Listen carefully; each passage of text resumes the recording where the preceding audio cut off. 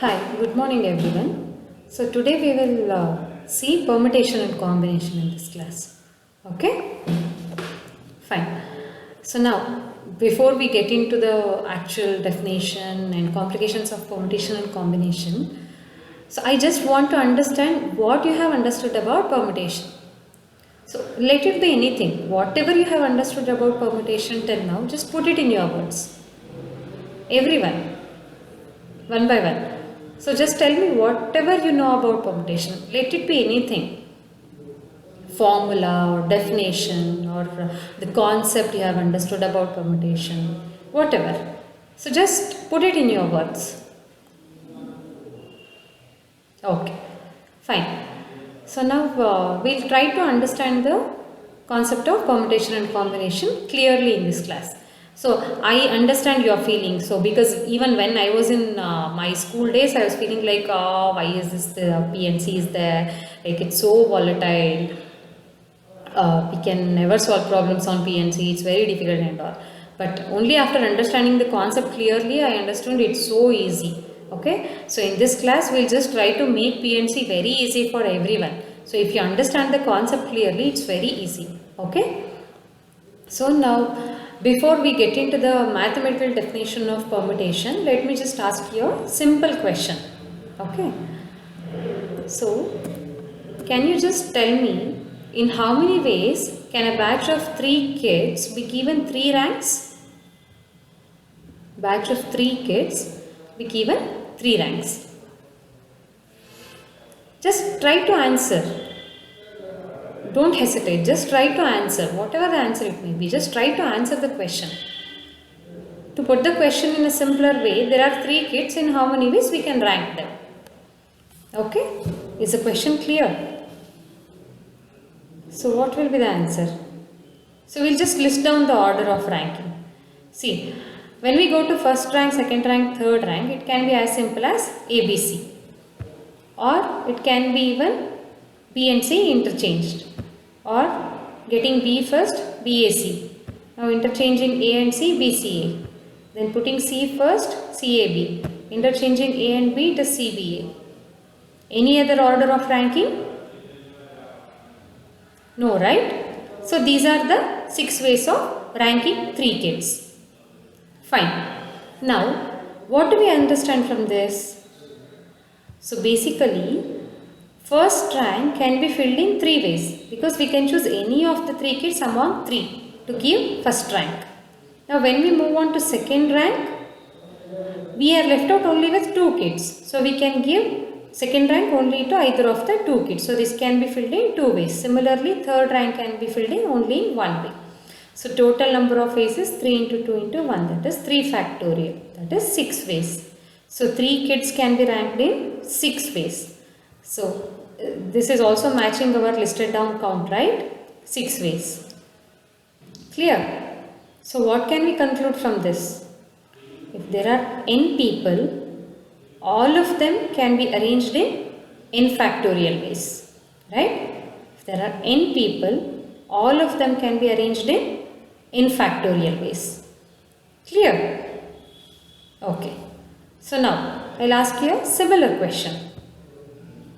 In how many ways can 5 kids be given 3 ranks? It's a very similar question. In spite of 3 kids out of 3, I am asking you 5 kids for 3 ranks. Can you please try to answer this question?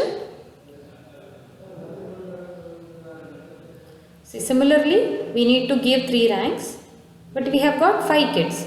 So first rank can be given to any of the 5 kids, right? 5 ways. Second rank, 4 kids. Third rank, 3 kids. So total number of ways, 5 into 4 into 3, totally 60 ways. So there are totally 60 ways of giving 3 ranks to 5 kids.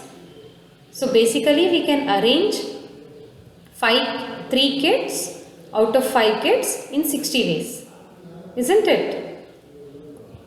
So what is the conclusion we can draw? If there are n people and we want to arrange r people out of them, they can be arranged in NPR ways, where P stands for permutation.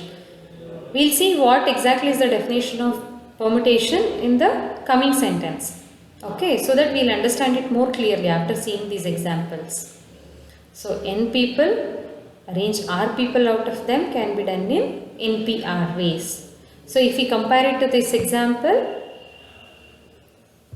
n value is 5 whereas r value is 3. What is the formula? N factorial by n minus r factorial. So applying the formula, we get it as 60 ways. Clear? So 3 kids out of 5 kids can be ranked in 60 ways or can be arranged in 60 ways. So what do we understand? Permutation is an alternate word used for arrangement or any similar words. So permutation is nothing but total number of ways in which we can arrange things. Clear? So permutation is just an alternate word used for arrangement. And one more important thing about permutation is order. Order matters in permutation. Right? As we saw in the previous example, we didn't consider ABC and ACB as same because B and C have changed their order. And order matters in permutation because we are talking about arrangement. So it's very important to note that order matters in permutation. Clear? So permutation is just an alternate word used for arrangement. Permutation is nothing but total number of ways in which things can be arranged. Clear? Is this clear to all of you? Have you understood what is permutation? Any doubts? Please don't hesitate. If you have any doubts, just ask me. Okay. So we'll proceed then.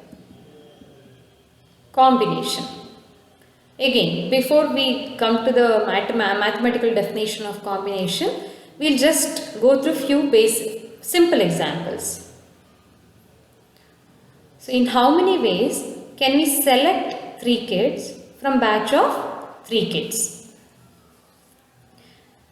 In how many ways can we select 3 kids from a batch of 3 kids?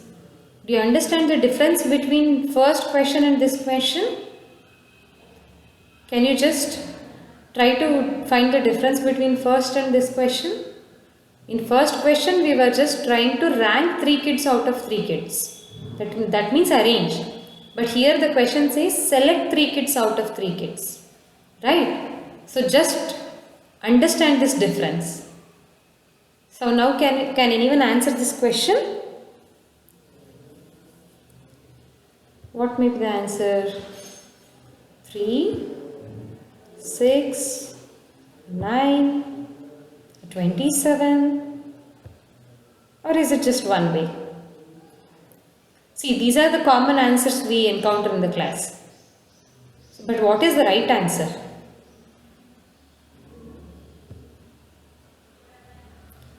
So 3 out of 3 can be chosen only in one way.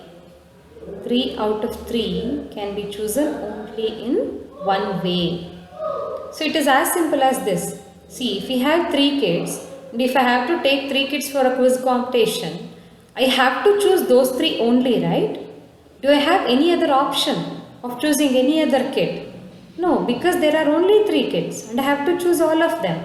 So there is only one option for me to choose 3 kids, right? So 3 out of 3 can be chosen only in one way. Clear? Has everyone understood this? So what is the conclusion? N out of n can be chosen only in one way. So here n value will be 3. 3 out of 3 can be chosen only in one way.